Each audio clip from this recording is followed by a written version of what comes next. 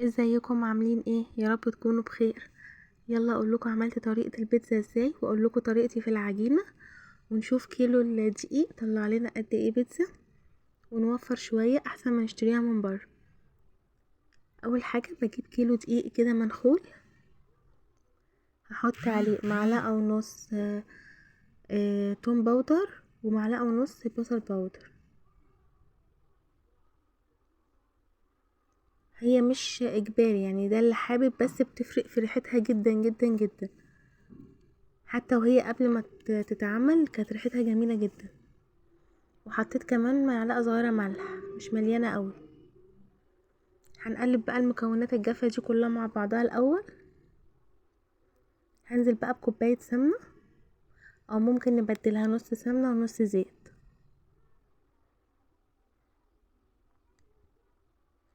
هقلب الاول بس كده، وفي الاخر هبقى اعجن بايدي.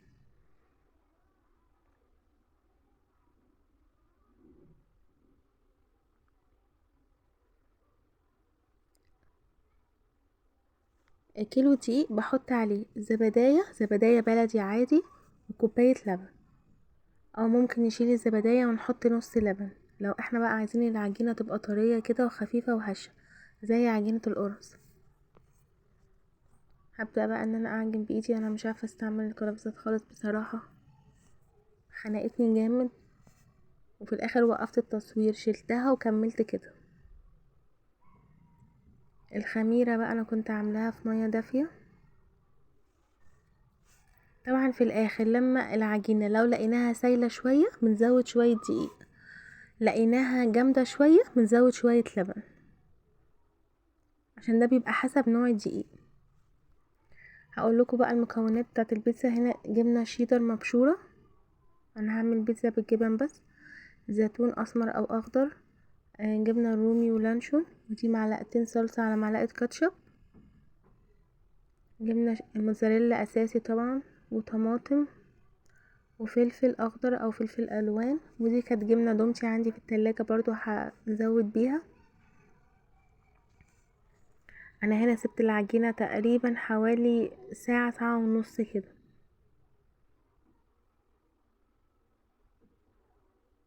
طبعا الدنيا حر وهي برضو بتعمل بسرعه، تتفرد معايا بسهوله جدا.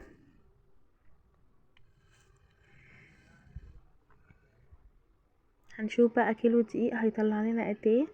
اللي انا بعملهم الصغيرين دول هعملهم ميني بيتزا. هعمل بقى هنا واحده كبيره.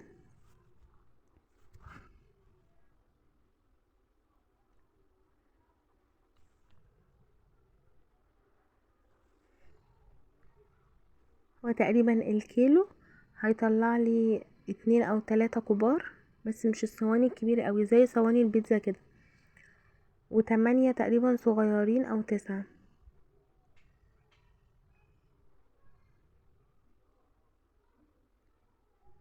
لا مطلع اكتر كمان، الصغير اكتر من كده، اكتر من 8 و9.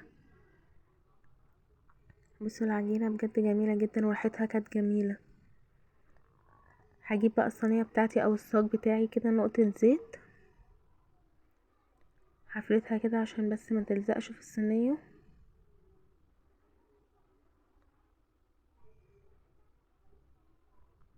هعمل اول واحدة كده صغيرة.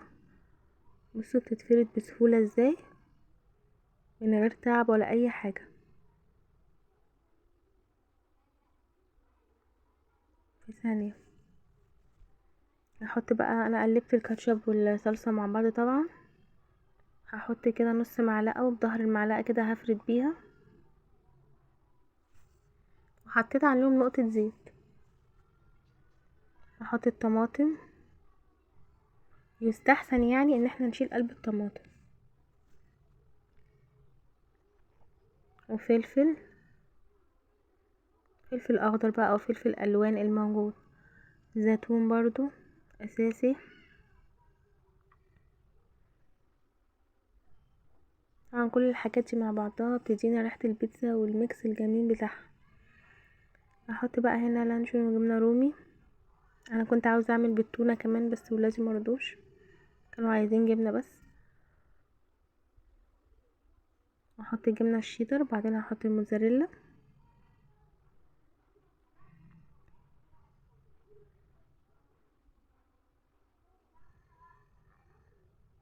وهكمل بقى اللي معايا كله الصغير كله هنا.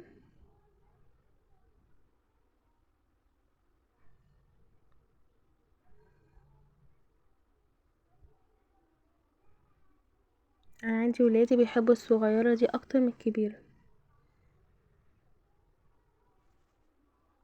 بعدين البيتزا كل الناس بتحبها، كبار وصغيرين، محدش بيختلف عليها.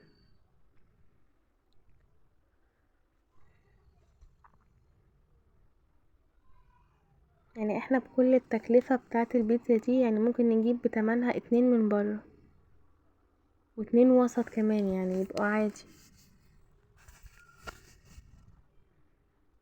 فنشوف هنا عملنا بقى كام واحدة.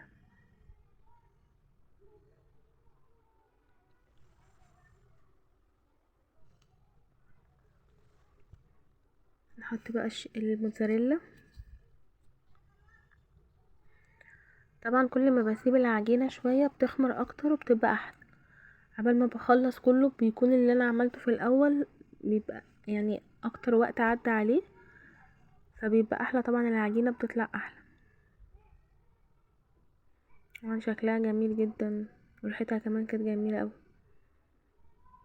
في هنا انا مش حاطة فلفل، يعني عشان عندي بنتي الصغيرة ما بتحبش بفلفل خالص اي اكل. انا مش ناسيه، انا بس اللي مش عايزة احطه. قلت بقى هنا اعمل واحدة كبيرة، فلقيت هنا العجينة يعني طولت معايا، فقلت خلاص انا هحشي كده الحروف بتاعتها موتزاريلا واقفلها. حطيت بقى الصلصة والكاتشب اللي عندي، برضو دي مش هحط فيها فلفل.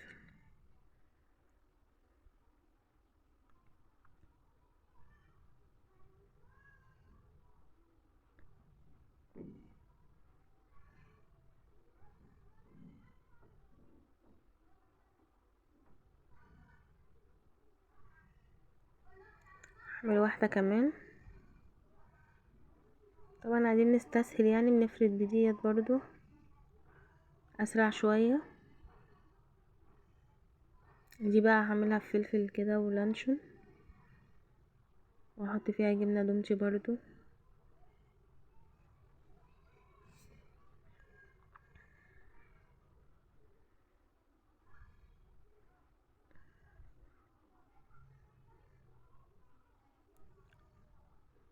بس خلاص، انا كده تقريبا كنت خلصت بقى العجينة كلها وعملت الصواني كلها اهوت. هنشوف مع بعض.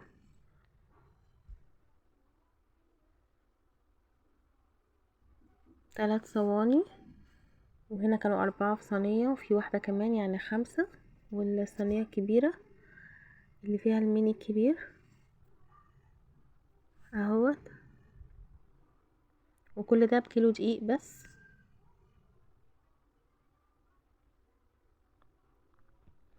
هنا بعد بقى مطلعتها من الفرن،